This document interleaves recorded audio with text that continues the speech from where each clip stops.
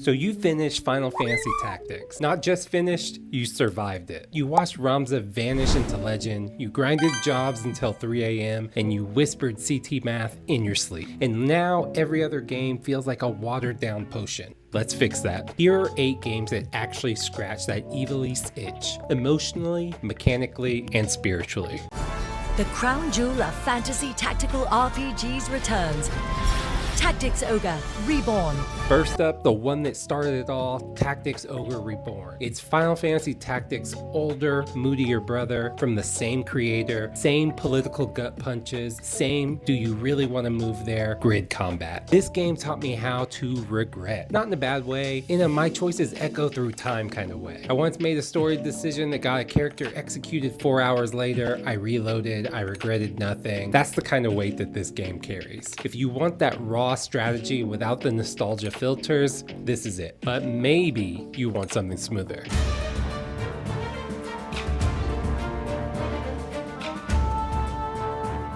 Felseal Arbiter's Mark. Think indie Final Fantasy Tactics. Turn-based grid, job system, it's crunchy as hell, and the UI actually tells you stuff pretty clearly. I spent 45 minutes once theory crafting whether my frog unit could solo a mission. A shocker, he couldn't, but I still respect him. Felseal is the kind of game that feels like it was made by someone who missed Final Fantasy Tactics so much they built their own shrine. My only real criticism about this game, which wasn't for me but I know it is for a lot of other people, are the graphics. The graphics aren't AAA by any means, they're probably not even AA, but to me, the graphics are great. You got your jobs, you're gonna be mixing skills, and the story here is so good. Really, get your hands on Felseal's Arbiter's Mark, you won't regret it. Now, if you want a little Fire Emblem spice in your Final Fantasy Tactics rice, you like that?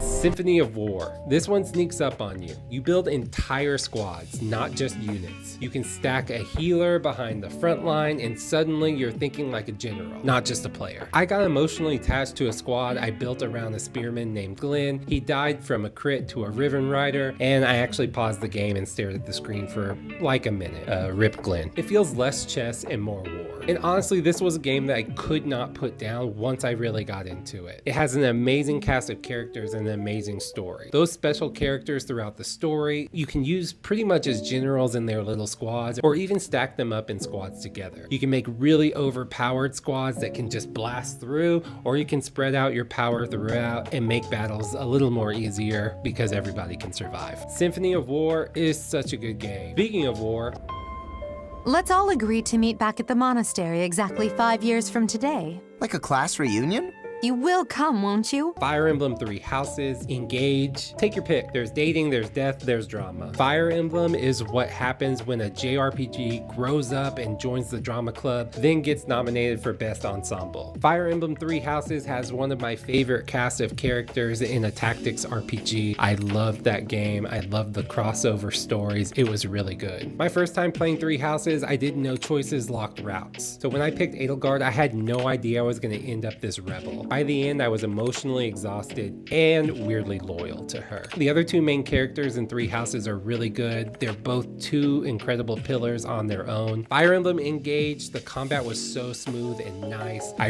really loved every fight. I think the story was better in 3 Houses, but a lot of the mechanics and whatnot were a lot better during Engage. So take your pick, enjoy it, you'll love them both. Now, if you're secretly chaotic though, our tale follows a girl who adores Bushido, and a man who despises it. Thanks for that nice little recap. we got Disgaea. You throw penguins, you grind to level 9,999. You can reincarnate your healer as a toaster, probably. No, not really, but there are so many things that you can do. There's a million job classes, there's monster classes. You go into different dungeons, you go to different nether worlds, and items have their own dungeons. So you can level up your items by diving inside the dungeon that's inside the item, and every level that you beat increases the stats of said item. Disgaea is Final Fantasy Tactics after drinking 12 cans of soda and yelling "let's go" at 2 in the morning. I once spent 3 real hours trying to steal socks from an enemy just because they were rare. Did I need them? No. Did I become the sock lord? Yes. Disgaea is where you want to go if you want strategy, but also chaos gremlins. It is that perfect game if you are the kind of gamer who has that itch to just watch numbers get bigger. That's what the whole game is about. You want to make your units more powerful, you want to pass around these different abilities, you want to reincarnate to increase your stat growth, you want to change into higher tier jobs so that you can also increase your stat growth. And like I said, every item has its own dungeon for increasing that item. It's truly a power gamer's dream. Or maybe you want tactics with a bit of joy. We are now approaching our destination. Vast energy anomaly detected.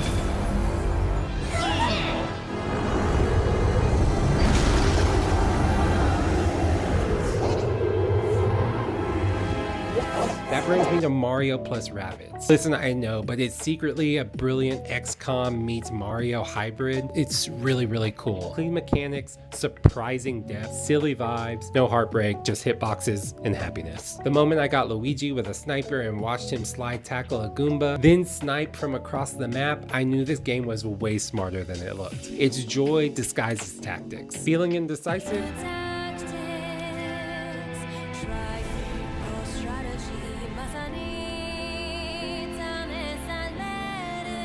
Triangle Strategy. Awful name, great game. It's the spiritual successor no one asked for, but we all needed. It makes every choice hurt. Not in a gimmicky way, in a oh no, I'm complicit kind of way. I tried to stay neutral in a war, guess what? That doesn't work well. The game punished me, but also made me feel why I was punished. It's like Final Fantasy Tactics grew up and read political theory. There are multiple different routes that you can take in this game. If that's something that you care about, I'll tell you up front, you'll want to look up a guide so that you can get on the correct path and make the correct choices your first time through the game. If you're someone that doesn't mind and wants to play things multiple times, don't worry about it. Give it a playthrough, you'll love it. Cool cast of characters, not as great as some of the other casts of characters in the other games, but the story is really good. And finally, your brain deserves a snack.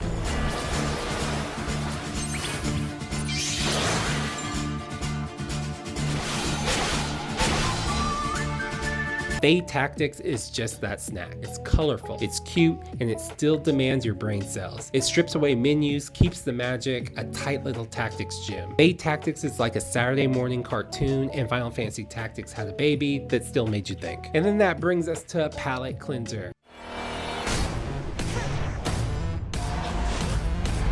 In the name of Hades.